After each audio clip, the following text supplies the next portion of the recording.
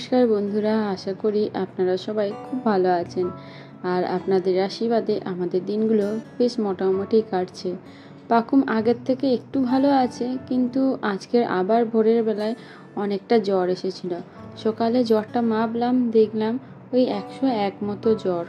আর মেয়েটার দাঁতটাও উঠছে, মাড়িটা বোধহয় ব্যথা, জানেন তো, ঠিকঠাক করে কিছুই খেতে চাইছে না। তাই একটু আপেল ভালো করে পেস্ট করে নিয়ে আসলাম, খাওয়াচ্ছি। প্রথম 2-1 বার তো ইন্টারেস্ট নিয়ে খেলো, তারপর আর খেতে চাইলো না। এমনকি যদি চামচও ওর মুখের কাছে নিয়ে যাচ্ছি তো রেগে গিয়ে আমাকে মারতে শুরু করে দিচ্ছে। গতদিন তুলসী আর মধুটা খাওয়ার পর দেখলাম কাশিটা অনেকটাই কমে গেছে।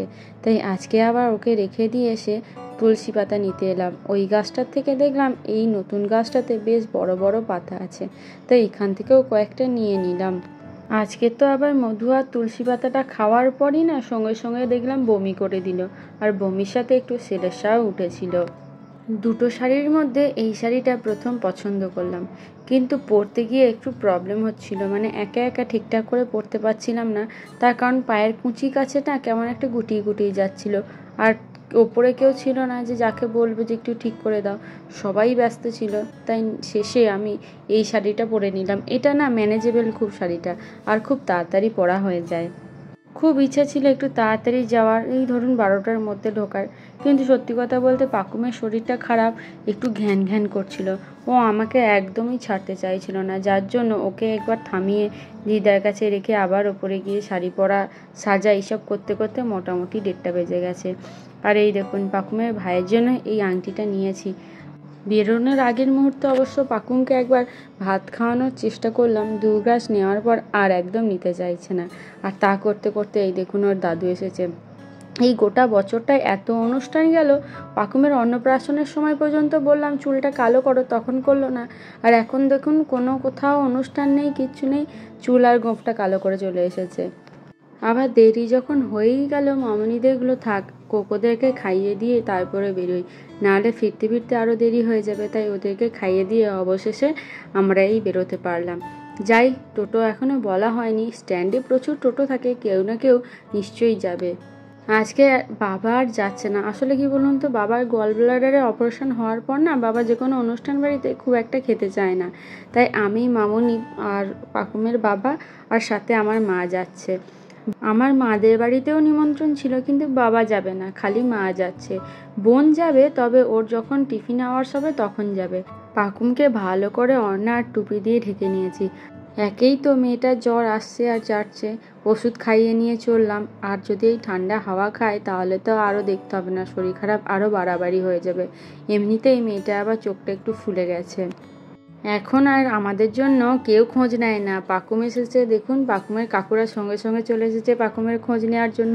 আর সবাইরই খুব ইচ্ছা অন্তত পাকুম একবার হলেও ওদের কোলে যাক।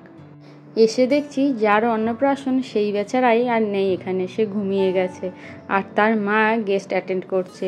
চলুন, এখানকার ডেকোরেশনটা কিন্তু বেশ সুন্দর লাগছে। আমার কিন্তু সব থেকে ভালো লেগেছে এই যে পাশের ময়ূরগুলো। দাঁড়ান, সবাই ছবি তুলছে তো, ছবি তুলে নিই, তারপর আপনাদেরকে এই ময়ূরগুলো দেখাচ্ছি। জানেন তো, আমাদের লেট হচ্ছিল বলে এই যে পাকুমের কাকিমারা কতবার করে ফোন করেছিল। যাই হোক, কোনো রকমে তারপর পাকুমকে নিয়ে তো বেরিয়ে আসলাম। জানেন তো, পাকুমের অন্নপ্রাশনের সময় 2 দিন আগে থেকে এই মেয়েটা আমার ঠিকঠাক করে ঘুমাতে পারছিল না। আসলে লোকজন এসেছিল, সবাই ওকে নিতে চাইছিল, দেখতে চাইছিল, তারই মধ্যে ওর ঘুমের সার্কেলে একটু ডিস্টার্ব হয়েছিল, যার জন্য অন্নপ্রাশনের দিনে একটু একটুও ঝিমাচ্ছিল। কিন্তু যেহেতু ঘুমটা ভালো হয়নি, মেয়েটার একদম সেই সময় চোখ দুটো পুরো বসে গেছিলো। তারপর তো আবার একটু একটু ঠান্ডাও বোধহয় লেগেছিল। যতই হোক, প্রথমবার অত মানুষের সংস্পর্শে আসছে। ব্যাস, অন্নপ্রাশনের দিনটাতেও ভালো মতোই টেনে দিয়েছিল। সারাটা সন্ধে গুড গার্লের মতো লোকজনের সাথে দেখা করেছে, সবার কোলে গেছে, তারই মাঝখানে একটু একটু করে ঘুমিয়ে নিচ্ছিল। আর তারপরে তো 2-4 দিন এমন শরীর খারাপ হলো মেয়েটার, টানা 7 দিন ভীষণভাবে কষ্ট পেয়েছিল। এই দেখুন না, প্রথম মেয়েটা আসার পর কারোর কাছে যেতে চাইছিল না, তারপর থেকে তো নিজেই সবাইকে ডেকে ডেকে তার কোলে চলে যাচ্ছিল।